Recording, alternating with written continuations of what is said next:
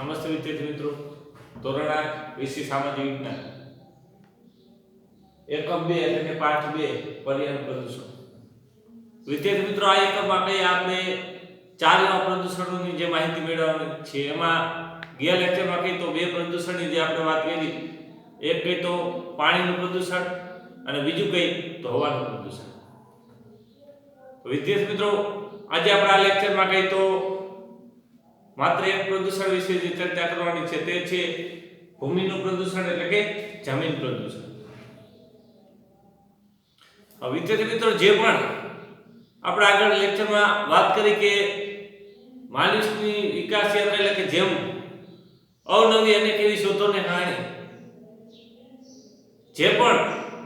પર્યાવરણમાં અનેક એવા જે પ્રદૂષણો જે ફેલાતા જાય છે, અનેક એવા ટેકનોલોજી વાળા યંત્ર વાહનોથી માંડી અવનવી અનેક એવી શોધો જે થતી જાય અને પર્યાવરણ પ્રદૂષણમાં વધારો જે થતો જાય. પરંતુ વિદ્યાર્થી મિત્રો, આને રોકવાના પૂરેપૂરા પ્રયાસો આપણે હાથ ધરવા જોઈએ અને બને ત્યાં સુધી જે પણ પર્યાવરણ પ્રદૂષણ જે ફેલાતા હોય, એટલે કે પાણીનું પ્રદૂષણ હોય તો ભલે, હવાનું પ્રદૂષણ હોય તો ભલે, જમીન અથવા ભૂમિનું પ્રદૂષણ હોય તો ભલે, અને છેલ્લું ધ્વનિ અથવા અવાજનું પ્રદૂષણ હોય ભલે, આ તમામ પ્રદૂષણોને અટકાવવા માટેના પ્રયાસો કરવા જોઈએ. તમામ પ્રદૂષણ અટકાવવા માટેના પગલાઓ જે ભરવા જોઈએ. તો અહીંયા જે વાત લીધી છે આપણે ભૂમિનું પ્રદૂષણ. આજે વિશ્વમાં આજે વિકસતા વિશ્વમાં ભૂમિનું પ્રદૂષણ એટલે કે જમીન પ્રદૂષણ ખૂબ જ મોટા પ્રમાણમાં વધવા લાગ્યું છે. આપણે જાણીએ છીએ ભૂમિનું પ્રદૂષણ બળ ખૂબ જ મોટા પાયા પર વધવા જઈ રહ્યું છે, વધવા લાગ્યું છે. તો આનું કારણ કહી શકાય કે ઉદ્યોગોનો જે પણ એટલે કે આવા ઉદ્યોગો અને કારખાનાઓ જે પણ અનેક પોતે કોઈ ઉદ્યોગો કારખાનામાં જે વપરાતું જે કેમિકલ યુક્ત જે પાણી, ગંદુ પાણી ખુલ્લી જગ્યામાં છોડી મૂકવામાં આવે છે, જેને કારણે ખુલ્લી જગ્યામાં છોડી મૂકતા જ તે જમીન જે છે પ્રદૂષિત થાય છે. તે કેમિકલ યુક્ત પાણી, ગંદુ પાણી તે જમીનમાં ઉતરે છે અને જમીન જે છે એ નકામી બનતી જાય છે. તો આની પાછળ આપણે જે આગળ પણ ઉદાહરણ જોયું કે પાણીના પ્રદૂષણમાં જે જેતપુરમાં જે સાડી ઉદ્યોગ વિકસ્યો છે, જેને કારણે તેને 2 પ્રદૂષણ એનાથી જે ફેલાતા હતા. એક તો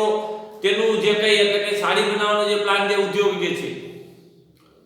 ત્યાંથી નકામું કેમિકલ યુક્ત પાણી, ગંદુ પાણી જે ખુલ્લી જગ્યામાં છોડી મૂકવામાં આવતું.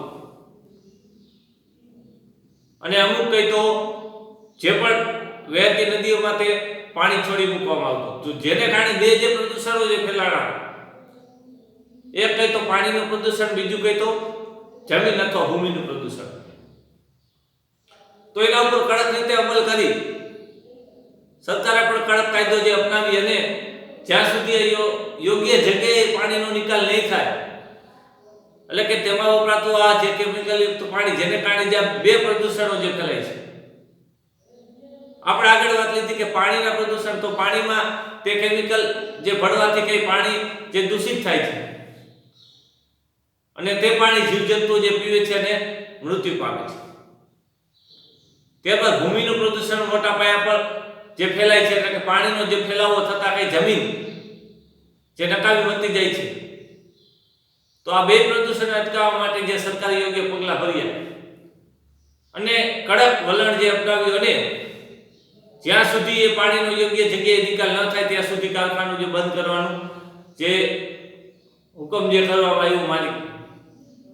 તો આવા તો ઘણા બધા જે સેંકડો જે કારખાનાઓ, જે ઉદ્યોગો જે આવેલા છે. તો આવા ઉદ્યોગો કારખાનાઓનું પાણી જે તો આવું ગંદુ પાણી જ્યાં તે જે ખુલ્લી જગ્યા ઉપર જે છોડી મૂકવામાં આવે છે, જેને કારણે તે પાણી સમગ્ર આજુબાજુ વિસ્તારમાં જે જમીન હોય ત્યાં ફેલાતા તો આ જમીનનું પ્રદૂષણ એટલે કે ભૂમિનું પ્રદૂષણ ફેલાય છે, એટલે કે જમીન નકામી બનતી જાય છે. તો આ રીતે આપણે જોઈ ઉદ્યોગોના વિકાસ સારી રીતે આપણે કઈ અહીં કીધું ઉદ્યોગોનો વિકાસ સારી રીતે ખેતીલાયક જમીન ઉપર થાય છે ત્યારે તે જમીનને નુકસાન કરે છે. જે પણ ખેતીલાયક ઉપજાઉ જમીન છે જેમાં આપણે કઈ સારું એવું ઉત્પાદન મળે છે એવી જમીન છે, ફળદ્રુપતાવાળી કાળી એવી જમીન છે, પરંતુ અહીંયા જે વાત લેવામાં આવી છે કે ઉદ્યોગોનો વિકાસ સારી રીતે એટલે કે જે પણ આવા ઉદ્યોગો જે કારખાનાઓ અવનવા જે પ્લાન જે ઉદ્યોગો જે બેસાડવામાં આવે છે એટલે કે ખેતરમાં જે બનાવવામાં આવે સારી એવી જમીનની સારી એવી ગુણવત્તા સારું ટકાઉ એટલે ફળદ્રુપતાવાળી જમીન ત્યાં આવા ઉદ્યોગો કારખાનાઓ જે બનાવીને કઈ તો આવી ઉપજાઉ જમીનનો જે ઉપયોગ કરવામાં આવે છે અને આવી ઉદ્યોગો માટે કઈ સારી એવી જમીન ખેતીલાયક જમીન ઉપર કઈ તો આવા જે ઉદ્યોગો જે બનાવવામાં આવે છે ત્યારે તે જમીનને નુકસાન કરે છે. કેમ કે જે પણ ત્યાં આજુબાજુ વિસ્તારમાં કઈ તો યોગ્ય રીતે કઈ જે કારખાનું કે ઉદ્યોગો જે બનાવવામાં આવ્યા તેમાં જે અનેક રીતે કઈ તો નુકસાન, જેમ કે આપણે આગળ વાત લીધી જે પ્રદૂષણની, કેમ કે તે ઉદ્યોગોમાંથી નીકળતો ધુમાડો જે કઈ તો હવાનું જે પ્રદૂષણ ફેલાય છે એ રીતે કઈ ત્યાં જો યોગ્ય જગ્યાએ એટલે કે જે પણ પાણી ઉપયોગમાં લેવાય છે તે ગંદા પાણીનો યોગ્ય જગ્યાએ નિકાલ ન થાય તો ભૂમિ કે જમીનનું પ્રદૂષણ પણ ફેલાતું જોવા મળે છે. આ રીતે કઈ તો એમાં વપરાતો જે કચરો પણ જ્યાં તે જમીન ઉપર ખુલ્લી જગ્યા પર મૂકવામાં આવે ફેંકવામાં આવે તો ત્યાં પણ તે જમીનનું પ્રદૂષણ એટલે જમીન નકામી જે બનતી જાય છે. તો આ ઉદ્યોગો પોતાનો જે નકામો ઘન કચરો જે જમીન ઉપર નાખે છે તો આજે અનેક રીતે આપણે જોઈએ તો પ્લાસ્ટિકના જે ઉદ્યોગો જે છે તો પ્લાસ્ટિકનો એ કચરો પ્લાસ્ટિક જે કોથળી બેગ જે વેસ્ટેજ જે કચરો જે નીકળ્યો એ ખુલ્લી જગ્યામાં નાખવામાં આવે તો તે જમીનને નુકસાન કરે છે. તો આ મોટા પાયા પર જે કઈ આવા ઉદ્યોગો જો વિકાસ થતા ઉદ્યોગો જે બનતા તો આ રીતે જમીનનું જે પ્રદૂષણ ફેલાતું જોવા મળે છે એટલે કે ભૂમિનું પ્રદૂષણ વસ્તુ જોવા મળે છે. પ્લાસ્ટિક આપણે કઈ જે જમીનમાં ભળતું નથી પરંતુ જમીન બગાડ છે આપણે જાણીએ જ છીએ. પ્લાસ્ટિક જ્યાં ત્યાં જે ફેંકવામાં આવે તો એ જમીનમાં ભળતું નથી પરંતુ એ જમીનને નકામી કરી મૂકે છે એટલે કે બગાડે છે. એ જ રીતે કઈ મોટા પાયા પર જેમાં કચરો જેમાં કઈ તો પ્લાસ્ટિકથી માંડી એવા બોક્સ ખોખા જે અનેક એવા રાસાયણિક જે પદાર્થો જે ઉડી સારી જમીનો અને ખેતીલાયક એવી જમીનો જે છે એને દૂષિત કરતું જોવા મળે છે. તો અહીંયા જે ખેડૂતો દ્વારા જે વધુ ઉપજ આપણે કઈ માટે રાસાયણિક ખાતરનો પણ ખૂબ જ બહોળા પ્રમાણમાં જે ઉપયોગ થઈ રહ્યો છે પરંતુ તે જમીનને બગાડવામાં અને પર્યાવરણને નુકસાન કરવા માટે મોટો ભાગ ભજવે છે. આપણે જાણીએ જ છીએ તમારામાંથી ઘણા બધા પપ્પા જે ખેતીની પ્રવૃત્તિ સાથે જે સંકળાયેલા છે જે તો તેમાં જે ખેતીમાં એટલે કે વપરાતું એવું રાસાયણિક જે ખાતર અત્યારે જે બજારમાં જે અનેક પ્રકારના જે ખાતરો મળે છે યુરિયા ડીએપી કે સલ્ફરથી માંડી અનેક એવા જે ખાતરો અને આ ખાતરોનો ઉપયોગ જે જમીનમાં એટલે કે કોઈ પણ આપણે જે પાક વાવ્યો હોય તો તે પાકમાં કઈ તો એ ખાતર નાખવામાં આવે છે એટલે કે જમીનમાં નાખવામાં આવે છે જેને કારણે આપણે જમીનની ફળદ્રુપતા વધારવા માટેના જે પ્રયાસો હાથ ધરે પરંતુ ખરેખર વિદ્યાર્થી મિત્રો તે કઈ તો આ જે રાસાયણિક ખાતરો બહોળા પ્રમાણમાં જે ઉપયોગ કરવામાં આવે છે પરંતુ ખરેખર જે પણ અમુક બીજા નંબરે જે વાત લઈએ આપણે તો જે પણ પાક વાવ્યો હોય મગફળીથી તલથી માંડી કપાસથી માંડી અને જે પાકો વાવ્યો તેમાં જે દવાનો જે છંટકાવ જે કરવામાં આવે છે અને જે પાકમાં જે અનેક જે રોગો ઈયળથી માંડી થ્રીપ્સથી માંડી અનેક જે રોગો જે આવતા જોવા મળે કપાસ હોય તો તેને દૂર કરવા અર્થે કઈ તો દવાનો જે છંટકાવ કરવામાં આવે છે પરંતુ ખરેખર વિદ્યાર્થી મિત્રો તે દવા જે છે જમીનમાં જે ઉતરતા કઈ જમીન લાંબા સમયે કઈ તો જમીન બગડતી જોવા મળે એટલે કે જમીનને નુકસાન કરે છે અને જમીનની ફળદ્રુપતા ઘટતી જાય છે. તો અહીંયા આપણે કઈ રીત વાપરવી જોઈએ તો વિદ્યાર્થી મિત્રો તમે પણ ઘરે બેસા કઈ તો તમારામાં થોડું જે જ્ઞાન હોય તો જે આપણે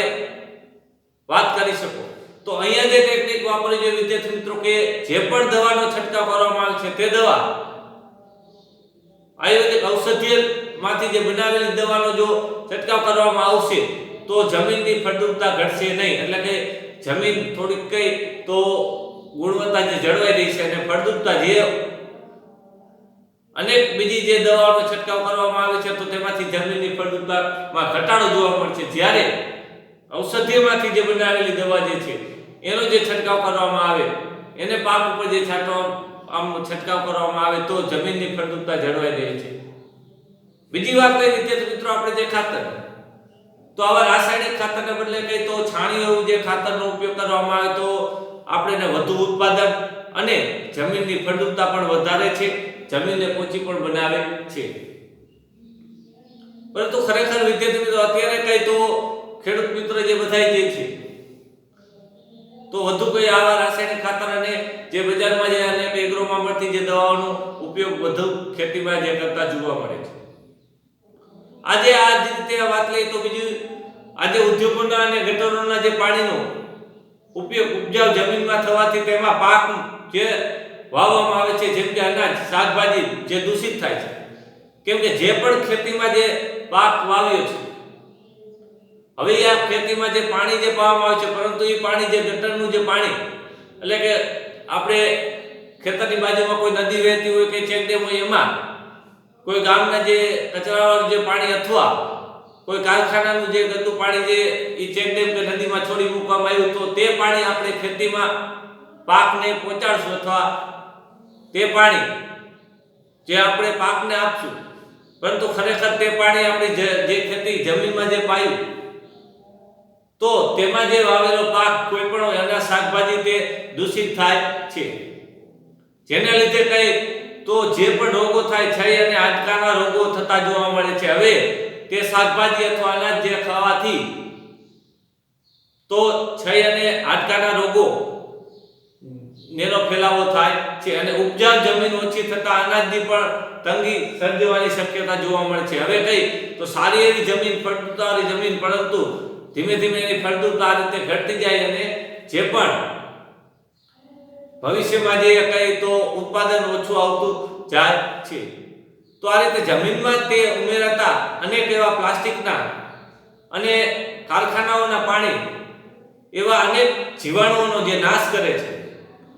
આ રીતે ઉદ્યોગોનો કઈ તો ઘન એવો કચરો જે અનેક જીવાણુઓ માટે ઘાતક બની રહ્યા છે. તો આ જીવાણુઓ જમીનમાં ઉપજાઉ બનાવે છે, પરંતુ તેના નાશથી બિન ઉપજાઉ બની જાય છે. ઘણા બધા એવા જે જીવાણુઓ જે છે જે જમીનની ફળદ્રુપતા વધારે છે, ઉપજાઉ બનાવે છે, પરંતુ આવા જે પાણી જે ખેતરમાં પાવાથી અથવા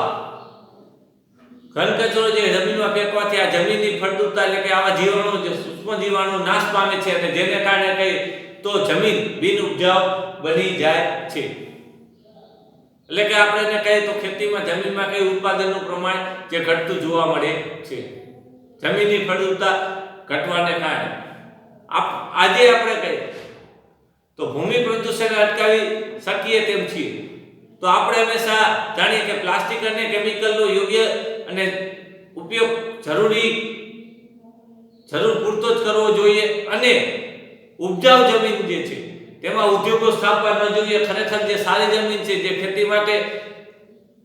કઈ તો ફળદ્રુપતાવાળી જમીન, સારું એવું ઉત્પાદન મળે તો ત્યાં કઈ તો ઉદ્યોગો સ્થાપવા ન જોઈએ. અને બીજું કઈ તો પર્યાવરણનું જતન હંમેશા કરવું જોઈએ અને રાસાયણિક ખાતરને બદલે કઈ જૈવિક ખાતર, એટલે કે જે આપણે વાત લીધી આગળ છાણિયું ખાતર, તેનો ઉપયોગ કરવો જોઈએ. દેશી ખાતરોનો ઉપયોગ વધારવો જોઈએ. એના સિવાય કઈ જંતુનાશક દવાઓ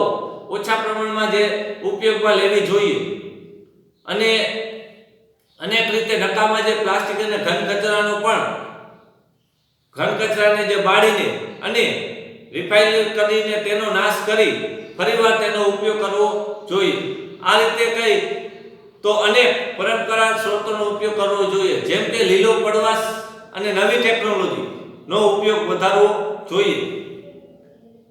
અને આ રીતે પાણી પણ આપણે કઈ જે પાણી પણ બચાવે છે અને પ્રદૂષણ પણ રોકે છે, તેમ એક ખેતી માટે ખૂબ જ મહત્વની જે ઉપયોગી એવી પદ્ધતિ, એટલે કે ટપક પદ્ધતિ જે અમલમાં મૂકવી જોઈએ અથવા ટપક પદ્ધતિ વાપરવી જોઈએ, જેને કારણે બે વસ્તુની જે બચત થાય, એક કઈ તો પાણીની બચત થઈ અને બીજું કઈ તો જ્યાં પણ પાકને જરૂર હોય ત્યાં ખાતર કે દવા મળી રહ્યું, જેને કારણે સારી એવી જમીનની ફળદ્રુપતા જળવાઈ રહે અને પાક જે પણ વાવેલો ત્યાં ખાતર અને પાણી અને દવા પહોંચવાથી કઈ તો ઉત્પાદનમાં પણ વધુ આપણને એટલે કે વધુ ઉત્પાદન આવતું જોવા મળશે. તો હંમેશા ખેતી માટે એક પદ્ધતિ એટલે કે ટપક પદ્ધતિનો ઉપયોગ કરવો જોઈએ, જેને કારણે પાણીની બચત થઈ શકે. તો આ રીતે વિદ્યાર્થી મિત્રો આપણે જોયું ભૂમિનું પ્રદૂષણ એટલે કે જમીનનું પ્રદૂષણ અટકાવવા માટે આપણા આવા જે પ્રયાસો એટલે કે વધુ કઈ ખેતીલાયક એવી જમીનમાં જૈવિક ખાતર અને બીજું નંબર કઈ તો એવા ઘન કચરો જે છે અથવા પ્લાસ્ટિક જ્યાં ત્યાં ફેંકે છે, રિપાયર કરીને તેનું અથવા જે પણ કારખાના અથવા ઉદ્યોગોનું જે કેમિકલ ગંદુ પાણી એનું યોગ્ય જગ્યાએ નિકાલ કરી, જેને કારણે આજુબાજુ વિસ્તારમાં આવેલી જે જમીન જે છે એમાં પાણી ખોટું ફેલાઈને જમીન બગડે નહીં. તો આ રીતે